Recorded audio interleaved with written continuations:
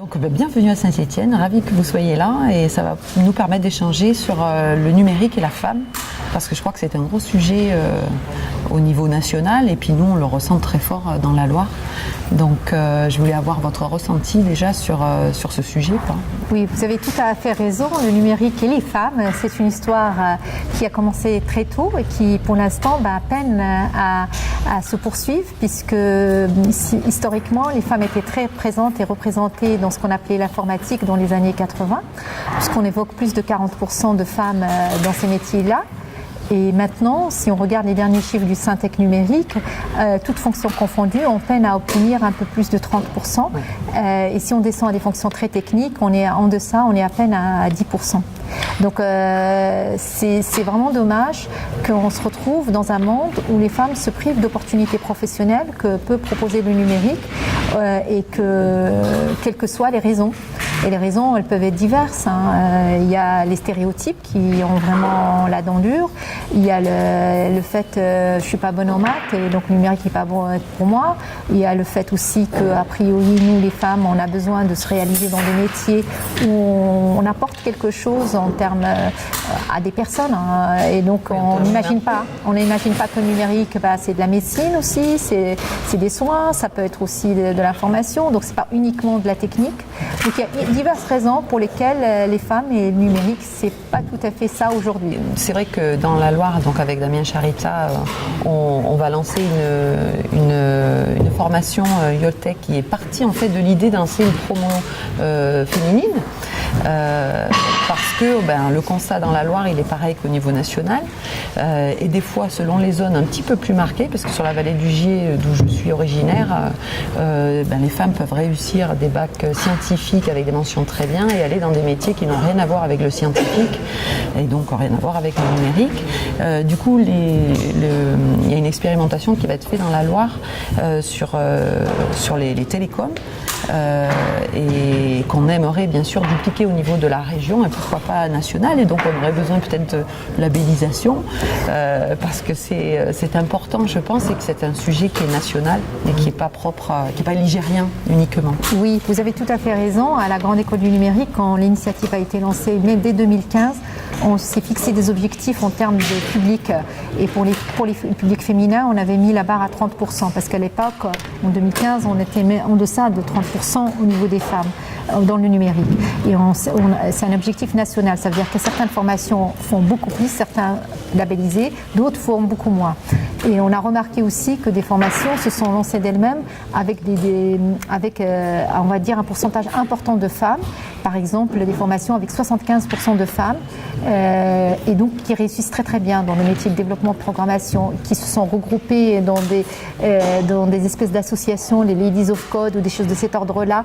On a aussi des formations qui, de fait, par exemple, sont 100% féminines. Par exemple, là, avec Microsoft et l'école d'IA qui a ouvert, qui est une formation labellisée, là, il y a une promo qui va s'ouvrir avec 100% de femmes. Et donc, c'est vraiment une manière de corriger un peu le biais qu'il y a du fait que de la peu de représentativité des femmes dans les métiers du numérique. Alors, est-ce que c'est quelque chose qui va évoluer dans le bon sens? Moi, je l'espère, parce que si on fixe des objectifs, on va se donner les moyens de les atteindre. Donc votre idée de créer une formation avec que des femmes, pour moi c'est une très très bonne idée et on peut commencer de cette manière-là et peut-être petit à petit faire en sorte que la formation continue à se poursuivre avec 50% de femmes, 50% d'hommes, enfin comme toute formation banale et où il n'y a pas forcément le côté genre. Mais au début on est obligé de donner un coup de pouce et exiger un certain pourcentage, sinon on n'y arrivera pas. J'ai parlé tout à l'heure de l'IA. L'IA actuellement, ce sont 92% d'hommes qui la conçoivent dans le monde. Donc voilà, quel monde nous sommes en train de fabriquer si les produits et les services que nous sommes en train de concevoir sont faits sans la moitié de l'humanité.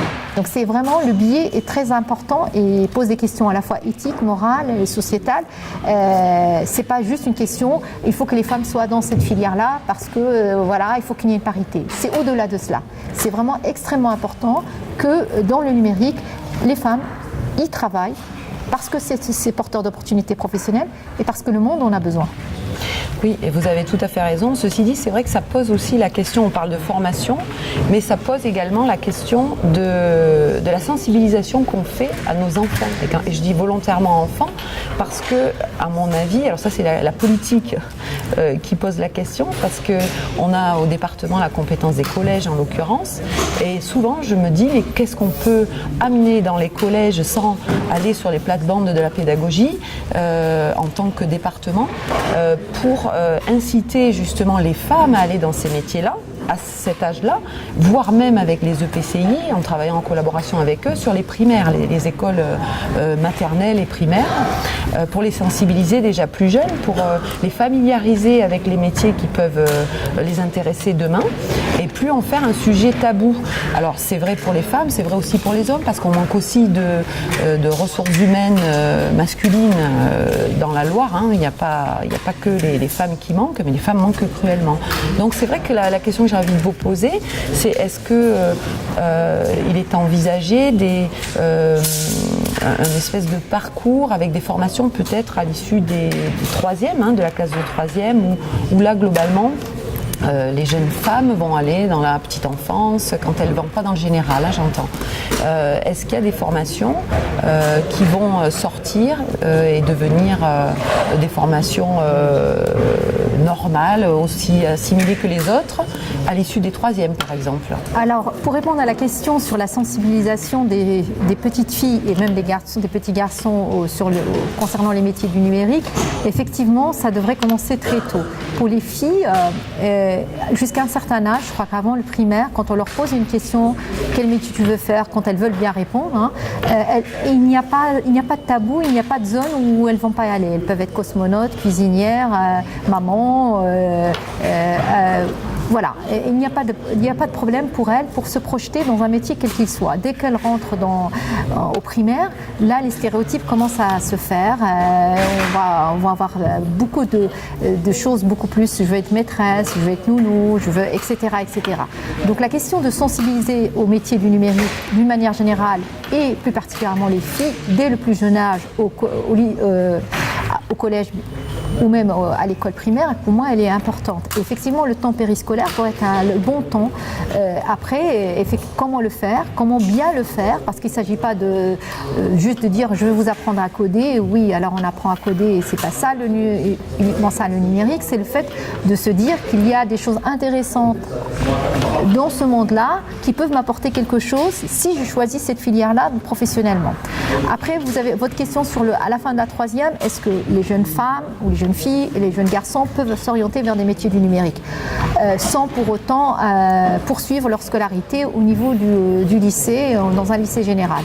Justement, la Grande École du Numérique a cette force qu'elle propose des formations sans prérequis académiques, c'est-à-dire vous ne devez pas dire que vous avoir obtenu tel ou tel diplôme pour entrer dans une formation labellisée Grande École du Numérique. Donc oui, tout à fait, si une jeune fille ou un jeune garçon est intéressé par une formation au numérique, effectivement, le critère le plus important, c'est la motivation. J'ai envie, je veux.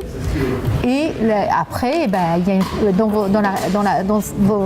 votre région, il y a des formations labellisées, donc il faut qu'elle se rapproche des formations labellisées, qu'elle rencontre les formateurs, qu'elle rencontre les responsables de la formation, qu'elle teste un petit peu comment ça se passe, et puis éventuellement qu'elle s'inscrive et qu'elle poursuive cette formation-là. Donc justement, à partir de la troisième, il y a des possibilités de formation courtes. La durée moyenne des formations numériques au sein des formations labellisées Grande École du Numérique, c'est 7 mois, qui sont professionnalisantes, qui sont sur des métiers en tension, où il y a un fort taux de sortie positif. Elles sont faites pour tout le monde et pour les filles, bien sûr. Alors, le seul souci que j'y vois, à la fin de la troisième, l'élève a à peu près 14-15 ans. Donc une formation de 7 mois. C'est à partir de 16 ans. C'est à partir de 16 ans, voilà. Donc on a un petit gap à cet endroit. C'était plutôt ma question dans le sens, est-ce qu'on ne pourrait pas imaginer demain un bac pro, par exemple, qui ne va pas sur des études longues, mais qui peut s'achever avec un BTS, par exemple, ou une licence, avec quelque chose de plus démocratisé en France, qui permettrait justement un vrai choix pour les filles comme pour les garçons d'ailleurs. Je pense que c'est une question qui a déjà été soulevée. Je n'ai pas suivi les débats, mais je pense que la question d'un bac numérique est une question qui est en train d'être discutée. Parce que j'ai cru comprendre qu'il y a une agrégation numérique qui est en train de se mettre en place. Si on a des agrégés numériques, on va avoir des enseignants dans des lycées qui vont enseigner numérique. Donc je suppose qu'à un moment ou à un autre, la question du bac numérique va se poser. Mais je pense qu'il y a aussi derrière votre question le fait que le numérique devrait être présent dans les programmes.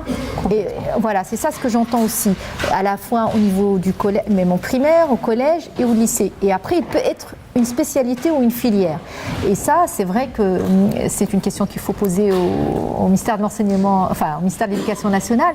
Mais on le voit, il y a des efforts qui sont faits. En fait, on le voit parce que voilà, avec nos enfants, qu'on essaie qu'ils maîtrisent les outils numériques, qu'ils maîtrisent des logiciels de traitement de texte, des logiciels des tableurs. Mais ça, c'est pas suffisant. Les compétences numériques qu'un élève en fin de collège ou qu'un élève en fin de lycée a restent pour certains très limités et ne donnent pas envie, ne donnent pas à voir, ne donnent pas à se projeter dans ces métiers-là. Et c'est peut-être là où il y a un petit effort à faire en termes à la fois d'information et en termes de formation. Oui, et peut-être sortir le numérique, justement au lycée notamment, quand il y a les choix de spécialité avec la réforme du lycée, peut-être sortir le numérique de menus préétablis par les lycées, puisqu'il y a le choix de 3 spécialités qui sont que dans des menus très scientifiques, c'est-à-dire avec maths, physique, SVT. Or, le numérique pourrait très bien être sur un menu beaucoup plus littéraire, avec de la philosophie, la géopolitique. Voilà. Donc, c'est peut-être aussi arriver avec cette réforme à casser ces clichés de scientifique contre le littéraire, parce que je crois que c'est ce qu'elle essaye de faire. Mais quand on regarde le rendu, on se rend compte qu'on n'y est pas encore. Voilà, il y a peut-être quelque chose à travailler là.